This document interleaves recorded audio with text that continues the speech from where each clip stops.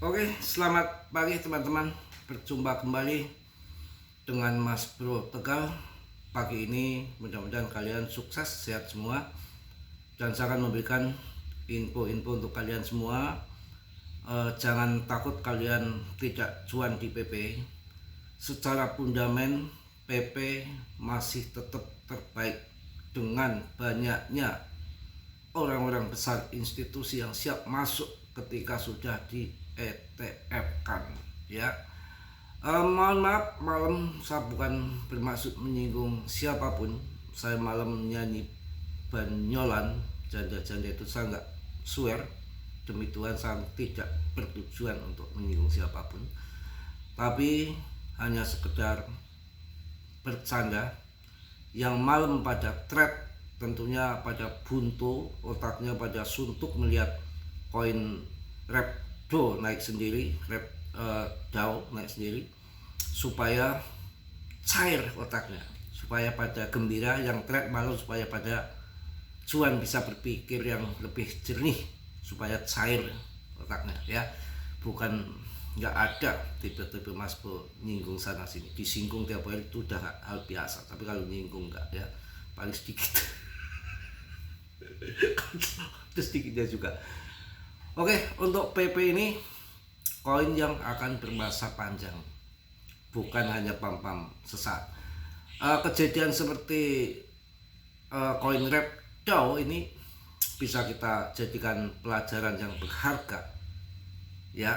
Kalau kita ingin cuan besar di kripto itu sebetulnya mudah, tinggal tunggu waktunya aja.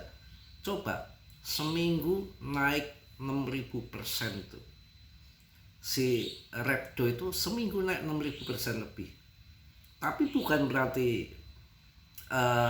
pada mereka pada cuan, tidak. Karena koin itu nggak ada dukungan fundamental, short squeeze yang begitu besar. Kan sudah saya jelaskan kemarin. Artinya gini, koin itu kan masih belum beredar, ya kan? Yang beredar itu baru 24%. 24% kan berarti koinnya dikit. Bukan berarti koinnya sedikit sudah beredar semua kayak PP, beda. Koinnya dikit yang beredar, tapi berebut antara trader sama bursa. Ini pertarungan trader sama bursa. Secara fundament belum jelas, bahaya. Jadi ada koin-koin yang seperti ini tahu-tahu terbang dadakan itu 1.001. Hanya beberapa orang yang memang 5 bulan lalu beli di bawah, 5 bulan lalu beli di bawah. Tapi saya baca komen-komen di CMC sebelum di pump ini, mereka pada ngenes, pada CL, pada rugi pada CL waktu masuk beli di atas itu. Kemudian jadi pertandingan-pertarungan, tapi juga market cap-nya belum sebesar PP 160 triliun pada PP pada waktu itu. Harga puncak jadi 0,43 tuh belum seberapa itu, dan itu hanya 3 dompet paus yang besar di situ punya bursa, 3 dompet paus, dan itu belum di listing di mana-mana. Binance masih alpha, Coinbase masih alpha kan, dicek sama di Bitget. Dan ini ada dari orang dalam sudah mengirim banyak token ke Bitget, artinya siap menjual. Kalau ada yang masang long, dia siap menjual. Tapi ini posisi masang pada short, kuat-kuatan dana ya, tetap diangkat terus sama dia itu supaya terlikuidasi, udah pokoknya nggak terhitung lagi yang makan korban. Saya rasa sedikit holder yang holding pada waktu itu. Makanya untuk pelajaran kita saat ini PP, jangan PP biarkan ketika secara fundament oke, di listing di mana-mana, terkenal dari kelas tukang narik sampai Presiden Trump tahu PP ya, dengan fundament yang bagus, di ETF kan pula. Kemudian masuk institusi Wall Street, pumpnya pump yang wajar karena investasi koin ini bagus, akan bermasa panjang, itu lebih aman. Dan 1.001 ada koin tiba-tiba di pump kayak gitu, emangnya pada cuan dari mana? Holdernya pun belum ada, baru sedikit, nggak pada cuan. Yang ada trader pada kekunting. Itu yang terjadi. Jadi nggak usah ngiri-ngirian, santai aja. Kita yang namanya trade itu kan, kita kalau bermain yang nggak cerdas-cerdas, jeli-jeli, kita ngumpulin duit bertahun-tahun umpamanya, tahu-tahu habis di koin lain, bisa. Maaf ini orang lama ini Pak Reno nih nggak ngasih bonus ke saya sih, canda Pak Reno ya. Ini Pak Reno itu deket secara komen-komen orang lama. 1,7 miliar dia cuan. Tadi saya tahu juga karena tadi komen kan 1,7 miliar cuan di PP loh tahun 2024, dia masuk di PP cuan 1,7 miliar. Kemudian dia juga sama teman saya minta bikinkan surat pindah dari Jawa ke Jambi kalau nggak salah. Di Jambi kemakan katanya habis sama Randa. Itu yang namanya uang kalau nggak berkah begitu. Jadi jangan lupa sama kulitnya. Kacang lupa sama kulitnya begitu tuh. Lupa sama Mas Bro. Nggak bercanda. Cuma dikit. Gila. Itu yang terjadi kawan ya. Pokoknya santai slow aja. Kita akan cek di sini. PP market cap-nya di 26 triliun. Holdernya naik lagi. Ya, volumenya naik 112%. Ini koin-koin yang wajar-wajar saja, jangan koin yang bahaya-bahaya itu jangan ya. Ini diluncurkan di Ethereum pada April 2023. PP adalah meme ERC20 yang tumbuh dari komunitas online yang sangat ramai, bukan berdasarkan koin pam-paman sesaat.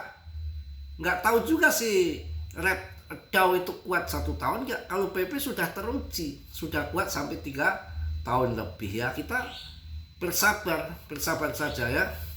PP telah terkunci di dalam zona permintaan. Sudah terkunci di dalam zona permintaan di 0,00034. Diperkirakan nanti akan masuk ke 0,007. Ini kan berarti harganya kan masih di 0,003 untuk USDT-nya.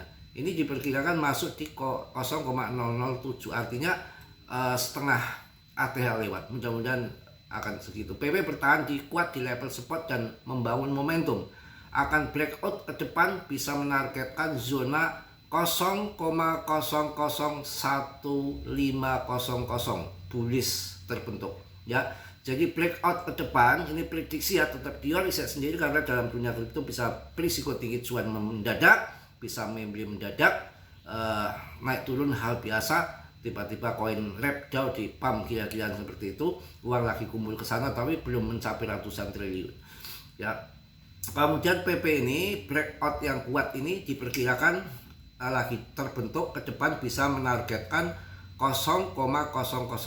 Kalau kemarin ATH-nya kan 0,002.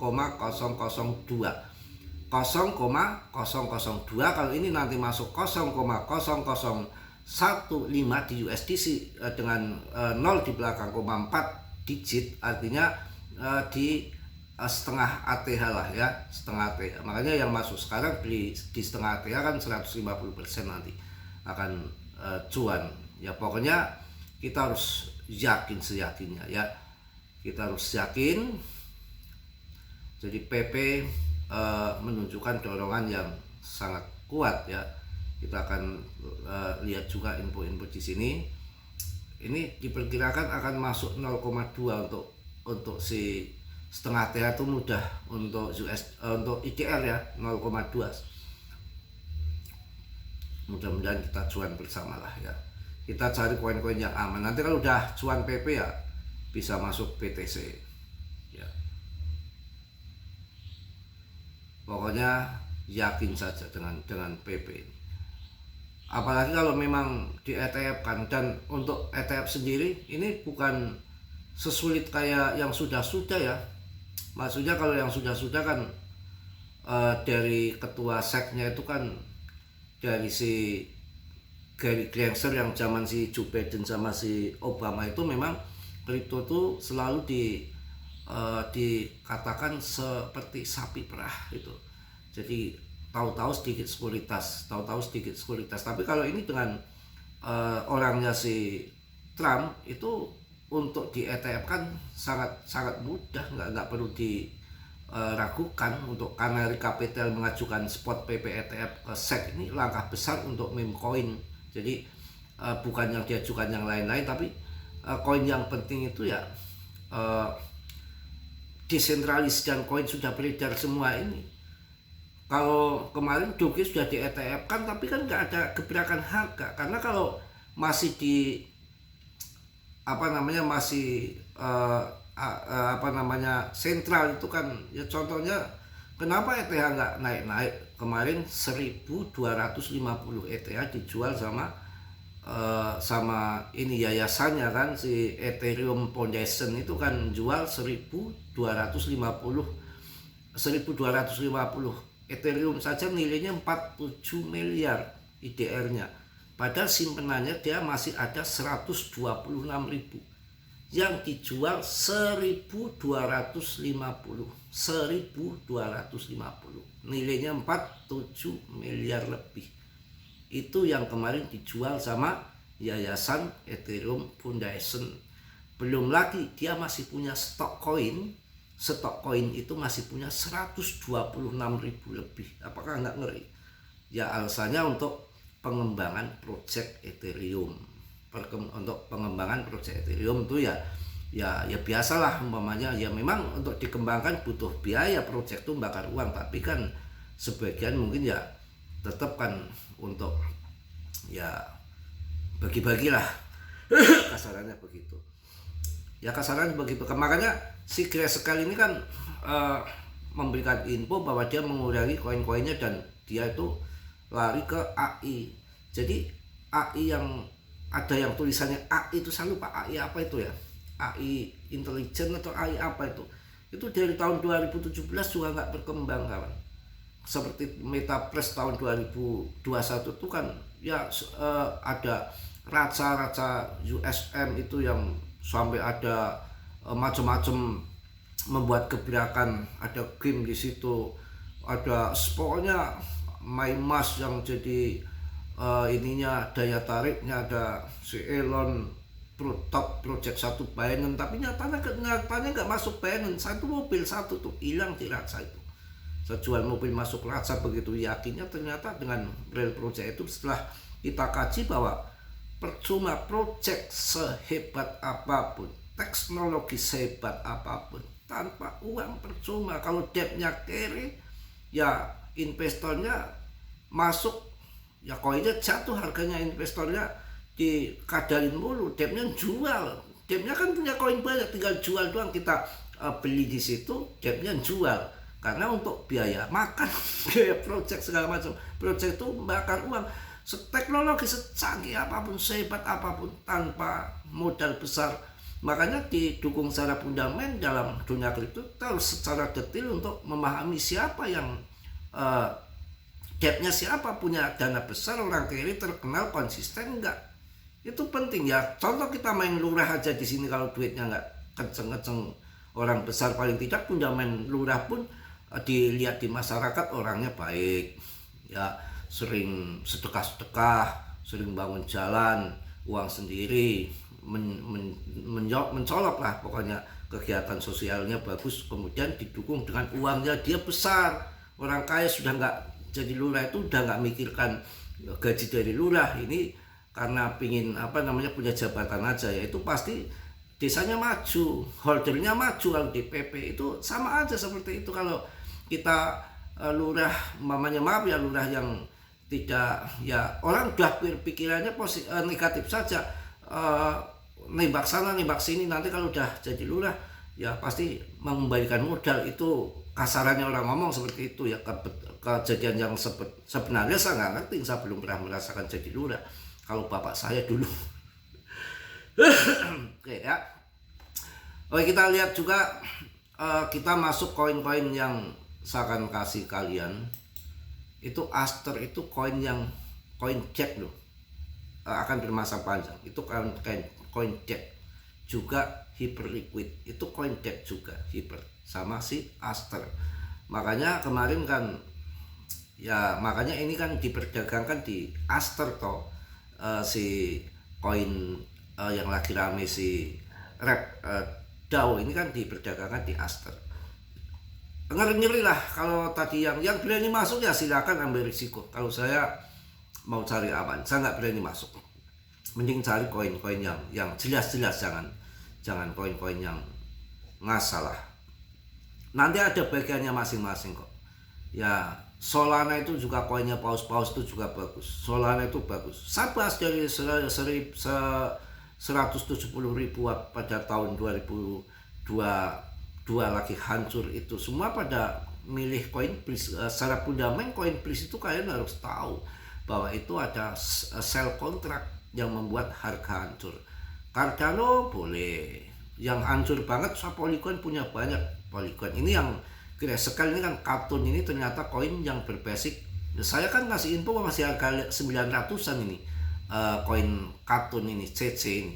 Ini AI ya, ini banyak yang koin AI, tapi hati-hati juga nanti banyak debt yang mengatasnamakan koinnya sebetulnya bukan AI abal-abal, tapi membuat AI meme coin AI yang tanpa project yang sebenarnya itu nanti banyak, jangan terkecoh. Itu kayak dulu kemarin waktu tahun 2021 Baby Doge bikin Metaverse, Shiba bikin Metaverse coin, Metaverse ini nanti juga bubble AI seperti yang diperkirakan saya pada waktu itu. Nanti akan Metaverse itu akan tahun 2025 sampai tahun 2030 itu akan jadi ledakan hebat token-token itu. Malah Meta sendiri, Facebook sahamnya gimana ya kan, tahu sendiri, karena ya itu tadi bubble. Kebanyakan orang promosi ibarat orang dagang tuh latah, kebanyakan sama kayak gitu. Orang tetap ada pilihan ya, seperti kemarin jadi ngobrol panjang ya, Ethereum di ETF kan nggak ada gebrakan sama sekali karena uang udah masuk ke BTC ETF semua ya. Artinya kan ketika ETH di ETF kan juga yang lain mana, karena masih sentral. Nggak perlu ETF, tapi kalau memang depth-nya itu orang konsisten dan memberikan bisa dipercaya sama investornya, seperti GZ Binance kemarin nggak ada ETF, BNB naik sampai 22 juta kan, paling naik paling tinggi kan itu. Makanya dari fundament itu, dan juga si GZ tuh duitnya banyak, nggak dikit-dikit jual ya. Ini BNB bisa kalian hajar. XRP kemarin saya sebutkan masih 22, ini udah 23-400 ribu. Cari yang aman-aman dan yang pasti-pasti aja ya. Kemudian Jas Polygon ini punya saya yang lagi hancur banget, tapi biasanya naiknya bersama Cosmos, koin-koin India itu nanti biasanya ada dia barengnya. Polygon biasanya naik sama Cardano sama XRP, biasanya naiknya bareng koin-koin itu. Ini Nair protokol kan berbasis AI, WLD yang bagus ya. Nair protokol untuk AI, WLD yang sudah punya investor maksudnya, dan MC-nya sudah gede. Aster ini masih 11.000 aja. Ini yang untuk scalpingan yang naik tinggi itu ada di ICP, Internet Komputer. Juga saya scalpingan di Plasma kemarin sempat harga 2.000 ambil, bahkan 1.500 ya. Yang ambil di harga 12.000 juga saya ada. Saya holding saja karena itu real project untuk jangka panjang, karena blockchain untuk stable coin kalau memang depth-nya nggak ngaco ya. ENA masih dipertahankan sama si Grayscale, koin ENA masih dipertahankan.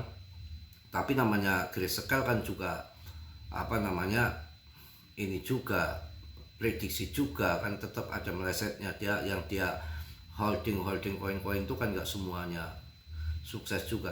Ini ARB itu naik tinggi juga 18%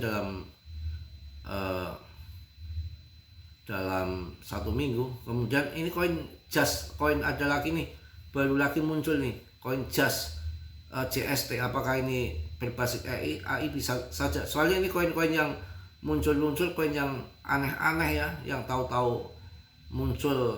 Ini nih FED harganya hancur.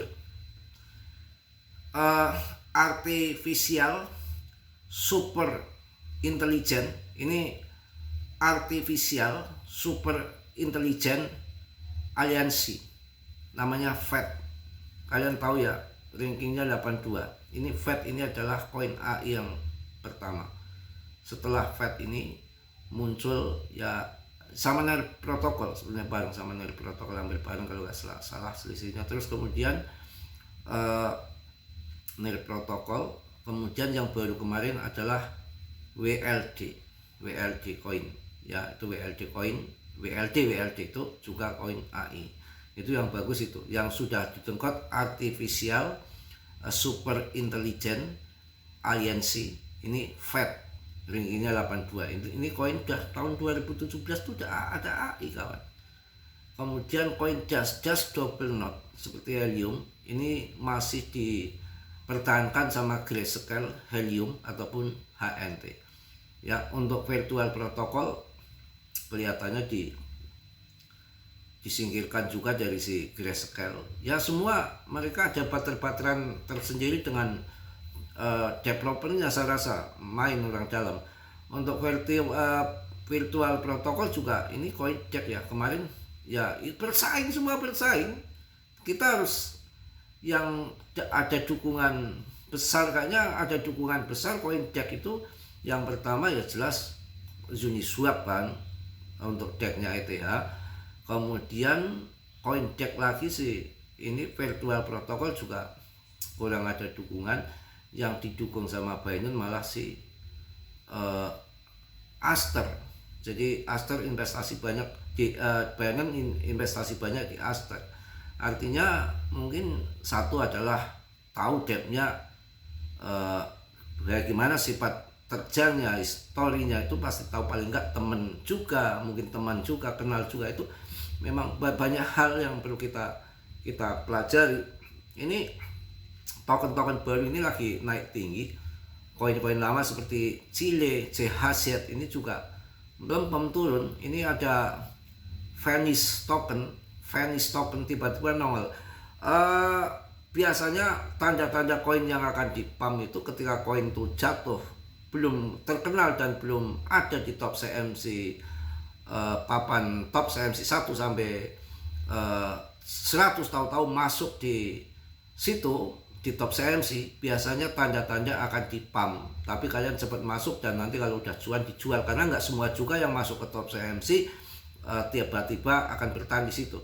Ini ada koin baru lagi, Vanish token dengan logonya V sampai 3V, trade 3. Kemudian kalau STNX kan udah lama ini. Ini koin baru-baru ini yang lagi masuk ke top CMC. Tapi nanti bertahan atau enggak? Kalau saya tetap untuk jangka panjang meme coin tetap ada di PP, kalau yang bagusnya tetap BTC. Udah panjang lebar banget pagi ini. Itu mungkin yang saya sampaikan untuk pagi ini. Banyak kalian kaji biar tambah ilmu, tambah ngerti. Nggak asal gedebak-gedebuk membeli koin saja, kita harus tahu pasokannya, depthnya, apa yang terjadi, projectnya, orangnya bisa dipercaya nggak, developernya terbuka nggak jelas. Kalian bisa pelajari banyak hal di situ.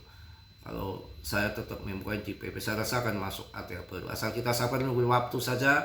Perang mudah-mudahan usai dalam 2 minggu yang dijadikan Trump, gencatan senjata. Kemudian satu lagi ETF PP, yang terakhir undang-undang aset ataupun clarity aset, mudah-mudahan segera disahkan. Oke ya, yang positif kalian ambil, yang buruk kalian tendang. Tetap dior dalam dunia kripto berisiko tinggi, bisa cuan atau membil dadakan. Mas Bro di sini tidak bertanggung jawab, semua kerugian ditanggung masing-masing. Oke, salam dari Tegal Mas Bro. Wassalamualaikum warahmatullahi wabarakatuh. PPPP News.